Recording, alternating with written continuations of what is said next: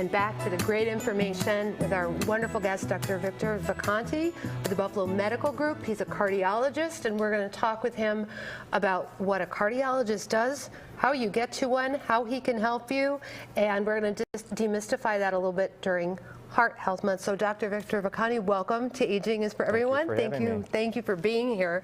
You're going to help us understand, help our audience understand what a cardiologist does, how you can help, how we get to you. But first of all, let's learn a little bit about you. So you are here and you practice with the Buffalo Medical Group. I do. I'm a board-certified cardiologist. I practice with the Buffalo Medical Group, 2 locations in Williamsville and Orchard Park. And is this a lifelong thing that you've always kind of wanted to do and been, okay. It has.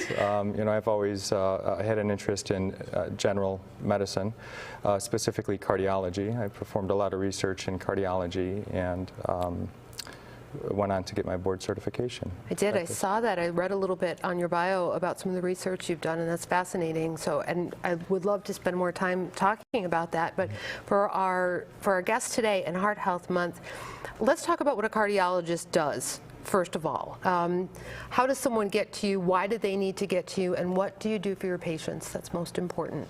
Sure. Generally, you know, our referral base is from the primary care doctors. Primary care doctors are generally the front line, and you know, will encounter the patients for a number of reasons. Then if they feel it necessary to make a referral to a cardiologist for any specific problem that's occurring, they will go ahead and do that. What types of things might trigger that?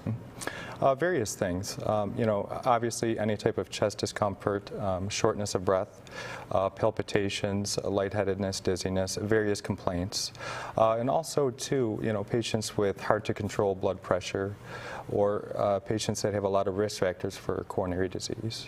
Okay, so history. What should a person bring to the attention of their primary care physician? What types of symptoms do you see get missed a lot? And what do you wish you could see sooner? Could you tell us about that? Sure. Cardiologists in general spend a lot of time on the physical exam in addition to the history.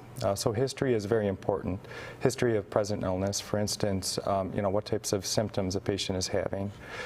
And you know, maybe not necessarily symptoms that they recognize themselves, maybe perhaps symptoms that their family recognizes, or any decreased you know, exercise tolerance, of course chest discomfort, or any other types of symptoms such as palpitations and so forth.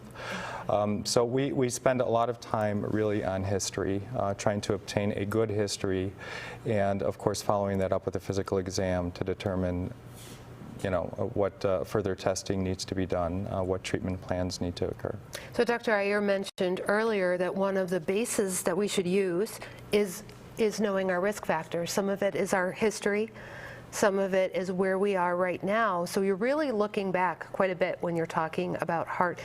Do you find that people really understand their risk factors, their history, their family's history? Do you feel like people are getting better at knowing what's going on, or do we have some work to do in that area? I think people generally have an idea based on their family history, first and second degree relatives specifically, of certain issues, cardiac issues that may run in the family. It's very important for you know, patients to bring this to the attention of their primary care doctors in addition to their cardiologist, in order for us to risk stratify patients to determine what their cardiovascular risk is and how, you know, appropriately to treat that. Okay, so make sure, if you haven't already told your primary about your family history, if you haven't done that, that's critical. Let's make February the month we decide to do that and write that down. That's on your list. When you go to the doctor next time, make sure you've reviewed your cardiac history and you understand what's happened in your family. Sometimes we don't know. Sometimes we hear that, you know, grandpa had a heart attack and died, and that doesn't really give you a whole lot of information, but we know it's there. Right? That's correct. Yeah, okay. Totally. So what do you want people to make sure that they're doing to keep themselves heart healthy. What are the things you think are most important? Sure, I think there's various things that are very important. Of course, seeing your primary care physician on a regular basis is extremely important. Routine screening for blood pressure, diabetes, cholesterol are the three main important screening modalities that we use. Can I ask you to update us on what the right blood pressure numbers are? Should be 120 over 80. We're still using 120 over 80? We're still using 120 over 80. Okay. That's correct. And so that's the number you want to shoot for? That's still okay. All right, thank you. Sorry to interrupt. That is, yep, absolutely. That is a perfect blood pressure. Not all patients can achieve that type of blood pressure control, but the closer to that number we are, generally the decreased our cardiovascular risk is. Okay.